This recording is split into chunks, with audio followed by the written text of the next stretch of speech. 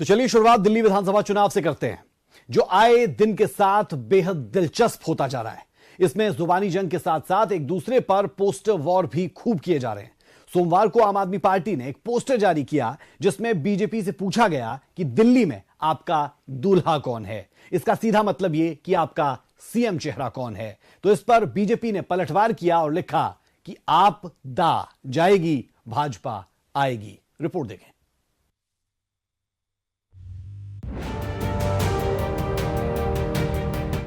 दिल्ली ने जिस तरह की राज्य सरकार देखी है, किसी आपदा से कम नहीं है। आम आदमी पार्टी दिल्ली के लोगों के काम करवाने के लिए किसी भी हद तक जा सकती है। आपदा नहीं सहेंगे, बदल के रहेंगे। आपदा नहीं सहेंगे, आपदा नहीं सहेंगे, आपदा। दिल्ली विधानसभा चुनाव को लेकर सियासी उबाल अपने चरम पर है।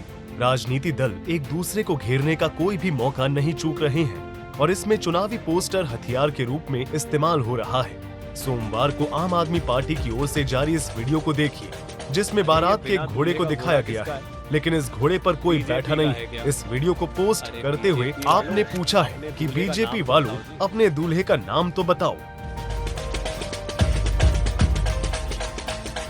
अरे ये बिना दूल्हे का घोड़ा किसका है? बीजेपी का है क्या? अरे बीजेपी वालों अपने दूल्हे का नाम तो बताओ जी। आम आदमी पार्टी से इस पोस्ट पर बीजेपी ने भी पलटवार किया और एक्स पर जारी अपने पोस्टर में लिखा, आप दा जाएगी, भाजपा आएगी। इससे पहले 4 जनवरी को बीजेपी ने एक पोस्टर जारी किया था जिसके कैप्शन में लिखा है, राजा बाबू को आम आदमी बनकर ठगा, खुद शीश महल बनाकर दिल्ली वालों को दिया दगा। आप और बीजेपी ने एक दूसरे को पोस्टर के जरिए घेरा था। इसमें आपकी ओर से अमित शाह को लापता दूल्हा बताया गया तो बीजेपी ने आपको आपदा बताया था। इसी तरह 2 जनवरी को बीजेपी ने केजरीवाल की तस्वीर के साथ एक पोस्टर जारी किया था जिस पर लिखा था, फर्जी वोटर से इश्क है। तो इसके जवाब में आपने केजरीवाल को अब तक के महानतम नेता बताते हुए पलटवार किया था। इसी तरह 31 दिसंबर को बीजेपी ने केजरीवाल को चुनावी हिंदू बताते हुए पोस्टर जारी किया था। दिल्ली के इस चुनावी दंगल में जुबानी जंग भी तेज है, जिसमें प्रधानमंत्री नरेंद्र मोदी से लेकर बीजेपी के तमाम बड़े नेता अरविंद केजरीवाल को घेरने में जुटी है। दिल्ली ने जिस तरह की राज्य सरकार देखी है, वो किसी आपदा से कम नहीं है। ये एहसास आज दिल्ली वालों को अच्छे से हो चुका है। इसलिए अब दिल्ली में है एक ही आवाज गूंज रही है,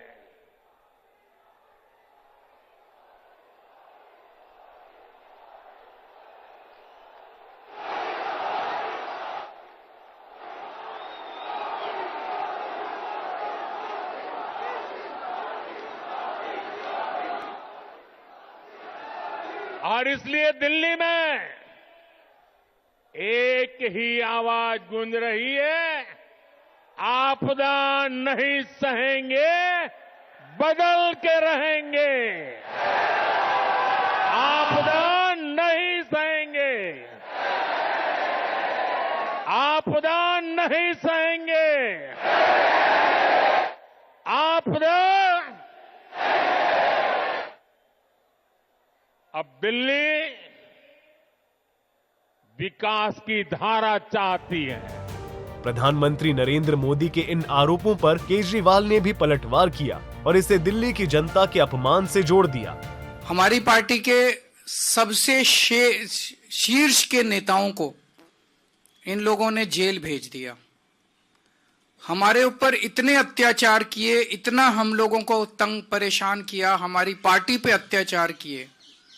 हम सब लोग अभी अगस्त सितंबर में जेल से छूट के आए हैं। लेकिन हमने अपने ऊपर हुए अत्याचार को मुद्दा नहीं बनाया। अपने ऊपर हुए अत्याचार को अगर हम दिल पे ले लेते तो ये दिल्ली मेट्रो की आज लाइन नहीं बनती, आज ये उद्घाटन नहीं होता। अपने ऊपर के लोगों के विकास को हमने बाकी सारी चीजों से ऊपर रखा है, अपने से ऊपर रखा है, पार्टी से ऊपर रखा है कि उनके काम नहीं रुकने चाहिए। और आज का ये जॉइंट वेंचर का उद्घाटन ये दिखाता है कि जब जब जरूरत पड़ी हम इनके सामने हमने हाथ जोड़े, इनके पैर पकड़े ताकि दिल्ली वालों के काम हो।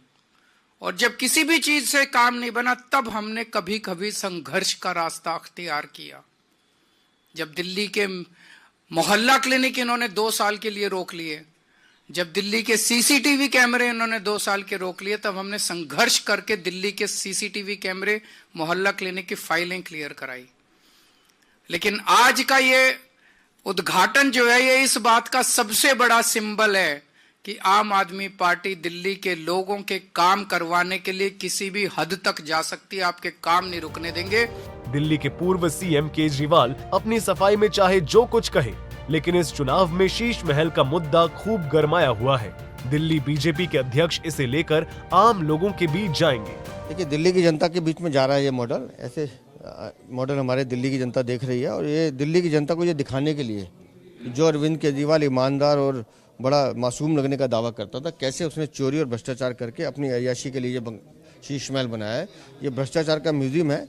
जब दिल्ली के लोगों के टैक्स के पैसे को लूट के बनाया गया, इसका हिसाब अरविंद केजरीवाल को देना होगा। सुविधाएं ऐसी है, ये एक छोटा प्लॉट होता था, लेकिन अरविंद केजरीवाल को कुछ बड़ा करना था तो उन्होंने साथ के 3 प्लॉट और थे जहाँ जजेज, IAS अफसर, IPS अफसर रहते थे, उन सबके मकान तोड़वा दिए गए।